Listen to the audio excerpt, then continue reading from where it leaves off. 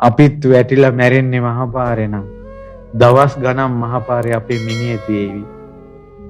අපේ ඇඟේ කෑලි කීතු ගොල්ල කපල මරණයට හේතු හොයාවි. අවසානයේ මිනිහ ගෙදෙට්ට ගෙනල්ලා සෝහනට ගෙනියනකොට සෝහනේ ගඳ ගසාවි. කල්පනා කරන්න අපිත් මැරෙනවා කියලා.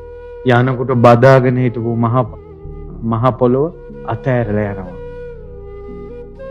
ඥාතින් අතෑරලා යනවා. ඔක්කොම අතෑරලා යනවා. මේ ඇඟත් අතෑරලා යනවා. අබ්බමල් රේණුවක දෙයක් කරන් යනවා. යමක් අතින් අල්ලන්න පුළුවන් නම් ඒ සියල්ල අතෑරලා යනවා. අතින් අල්ලන හැම එකක්ම අතෑරලා යනවා. පිනක් කරලා තිබ්බොත් කුසලයක් කරලා තිබ්බොත් ඒක තමයි අරන් යන්න තියෙන්නේ. අපේ මරණේ හෙට නම් මම මේ හෙට දවස ගැන කියන්නේ. අද දවසෙන් නම් අපේ මරණය අද රෑ නම් අද හවස ගැනයි මම මේ කියන්නේ. ඊළඟ මොහොත නම් අපේ මරණය ඊළඟ මොහොත ගැන කියන්නේ. අතෑරලා යනවා හැම දෙයක්.